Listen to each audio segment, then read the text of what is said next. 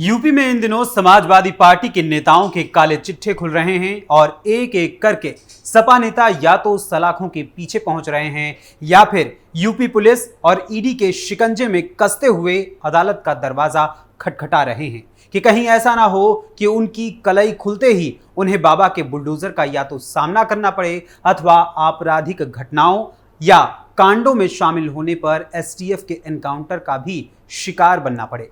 सपा नेता कभी नकली नोट छापने के मामले में पकड़े जाते हैं तो कभी अवैध कब्जा करने वाले भूमाफिया बनते हैं तो कभी रेप केस जैसे जघन्य अपराध में भी लिप्त पाए जाते हैं। इसके अलावा कभी कभी तो जमीन के मामले में लोगों को अपहरण करने, उन्हें मारने पीटने और जान से मारने की धमकी देने के मामले में भी पाए जाते हैं। और पुलिस ऐसे अपराधों में लिप्त इन सपा नेताओं पर लगे आरोपों के आधार पर जब कार्रवाई करती है अथवा सबूतों को पूरी अदालत में पेश किए जाते हैं तो सभी ये आरोपी जो नेता होते हैं या इनकी पार्टी होती है, यहां तक कि इनके मुखिया सपा मुखिया भी अपराध के विरुद्ध नहीं दिखते बल्कि अपने आरोपी नेताओं का साथ देते हैं और बस अपनी राजनीतिक रोटियों को सेकने का काम करते हैं।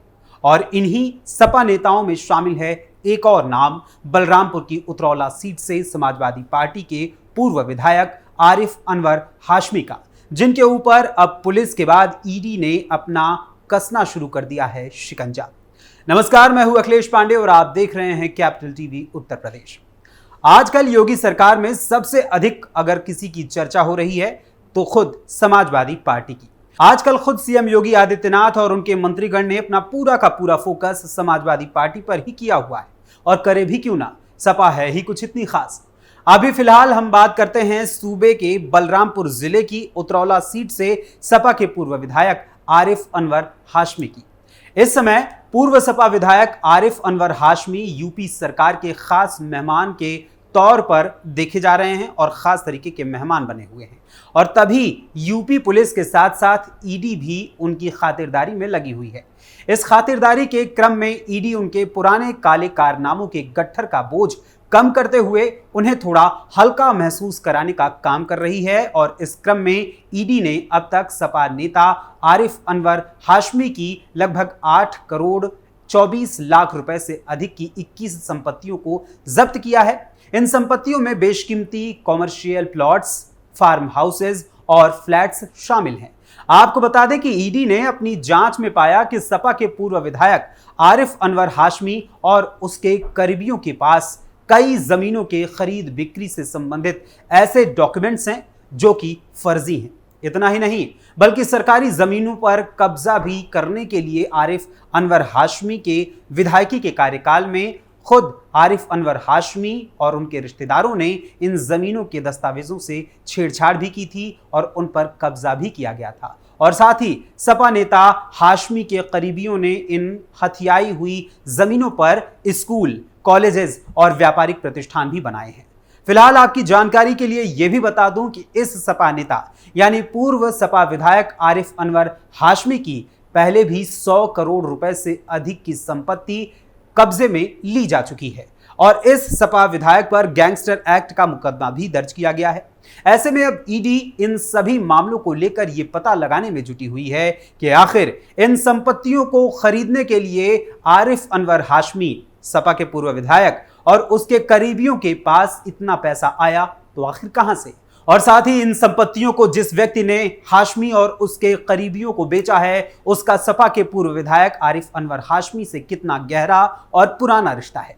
एक तरफ जहां ईडी इस पूरे मामले की तह तक पहुंचने की कोशिश में लगी हुई है तो वहीं सपा नेताओं की एक और कारस्तानी से आपको रूबरू करवा देना चाहता हूं और इसके लिए आपको ले चलता हूं यूपी के कुशीनगर जिले की ओर।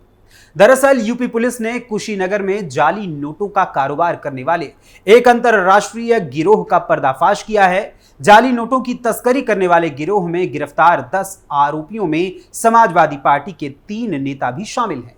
भारतीय जाली करेंसी, नेपाली करेंसी, फर्जी सिम कार्ड, सुतली देशी बम और अवैध तमंचे एवं कारतूस के साथ पकड़े गए गिरोह के 2 सरगना हैं और दोनों ही समाजवादी पार्टी के बड़े नेता हैं।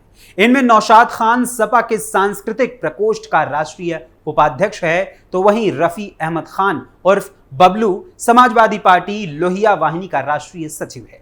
जबकि इसी गिरोह का तीसरा सरगना औरंगजेब खान भी खुद को समाजवादी पार्टी का बड़ा नेता बताता है और सोशल मीडिया एक्टिविस्ट एवं पत्रकार के रूप में अपनी पहचान को प्रस्तुत कर रहा था।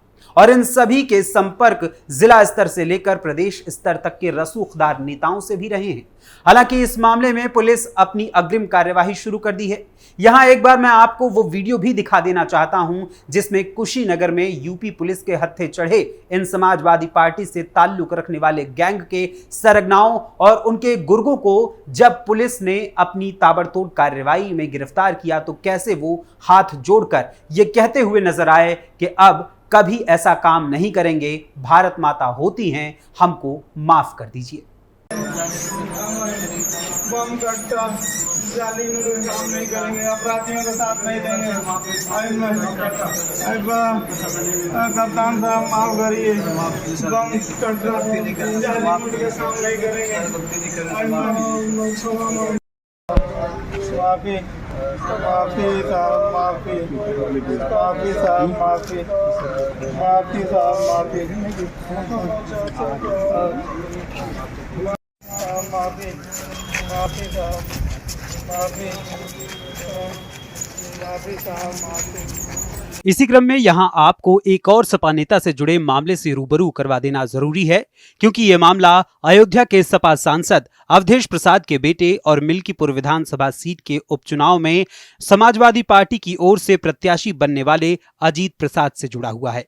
अभी कुछ दिनों पहले ही अजीत प्रसाद पर अयोध्या पुलिस ने एफआईआर दर्ज की है। हुआ कुछ यूं कि अयोध्या की नगर कोतवाली में रवि तिवारी नामक एक पीड़ित व्यक्ति ने एक प्रार्थना पत्र दिया, जिसमें जमीन के मामले को लेकर सपा सांसद अवधेश प्रसाद के बेटे अजीत प्रसाद के साथ ही राजू यादव, श्रीकांत राय और साथ ही 10 से 15 अज्ञात लोगों पर उसे अपहरण कर गाड़ी में उसके साथ मारपीट करने, उसे धमकाने का उसने अपने प्रार्थना पत्र में आरोप लगाया है। गौरतलब है कि इस मामले को लेकर पुलिस का कहना है कि उन्होंने सीसीटीवी फुटेज की जांच की और उसके आधार पर यह मुकदमा दर्ज किया है। पीड़ित रवि तिवारी का आरोप यह भी है कि अजीत प्रसाद ने उसे तमंचा लगाकर जान से मारने की धमकी भी दी है। पुलिस को इस मामले में सीसीटीवी फुटेज भी प्राप्त हुआ है और साथ ही अन्य वीडियोज भी अब सामने आ रहे हैं। ऐसे में फैजाबाद से सपा के सांसद अवधेश प्रसाद इस पूरे मामले को झूठा करार दे रहे हैं। पुलिस सबूतों के आधार पर अजीत प्रसाद के खिलाफ कार्यवाही करने में जुटी हुई है। ऐसे में अगर अजीत प्रसाद पर आरोप सिद्ध होता है तो उनके विधायक बनने के ख्वाब पर थोड़ा सा ब्रेक भी लग सकता है। समाजवादी पार्टी के नेताओं के विभिन्न कारनामे इन दिनों सामने आ रहे हैं, जिस पर पुलिस, ईडी और खुद सीएम योगी आदित्यनाथ तगड़ा एक्शन ले रहे हैं। ऐसे में कहीं न कहीं समाजवादी पार्टी के हाथ से मिल्कीपुर सीट के जाने का भय भी सपा नेताओं को सता रहा है। देखा जाए तो आज ज्यादातर अपराधों में संलिप्त पाए जाने वाले इन सपा नेताओं पर सूबे की सरकार और पुलिस कार्रवाई कर रही है। वहीं आज सीएम योगी आदित्यनाथ के बतौर मुख्यमंत्री दूसरे कार्यकाल के 2.5 साल पूरे हो रहे हैं। ऐसे में सीएम योगी के साल 2017 में मुख्यमंत्री बनने के बाद लगभग 7.5 साल आज पूरे हो रहे हैं। इन 7.5 सालों में सीएम योगी के कार्यकाल में दंगों, सरकारी संपत्तियों को नुकसान पहुंचाने और अवैध कब्जा करने वाले भूमाफियाओं, गुंडों, गैंगस्टरों और माफियाओं, सरकारी संपत्तियों पर कब्जा करने वाले माफियाओं और महिलाओं पर अत्याचार करने वालों पर भरपूर कार्यवाही हुई है। हालांकि यहां यह भी ध्यान देना होगा कि इन कार्यवाहियों में पूर्णता की अभी थोड़ी कमी है। फिलहाल दूसरे कार्यकाल के 2.5 साल पूरे होने के बीच सीएम योगी के इस कार्यकाल में काफी उतार चढ़ाव और चुनौतियां भी आई हैं। विपक्षी तो लगातार इस ताक में बैठे रहते हैं कि कब कोई और मौका मिले और सीएम योगी आदित्यनाथ और भारतीय जनता पार्टी पर हमला कर दें। हालांकि यह उनकी राजनीति का एक हिस्सा रहा है, किंतु केशव प्रसाद मौर्य जैसे और भी कई अन्य पार्टी के नेताओं ने सीएम योगी आदित्यनाथ की राह में चुनौतियां पैदा करने का भी काम किया और सीएम की कुर्सी पर बैठने के ख्वाब भी देखे, लेकिन अंततः लौटकर बुद्धू घर को आए।